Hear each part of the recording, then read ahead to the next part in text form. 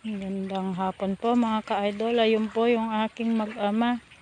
Nangunguha po sila ngayon ng suso para po may iulam kami or ibenta pag madami para pambili ng bigas. Ngayon po, habang sila naman po ay mangunguha ng suso, ako naman po ay mangunguha ng yan po mga lain. Madai po dyan sa mga gilid-gilid na yan.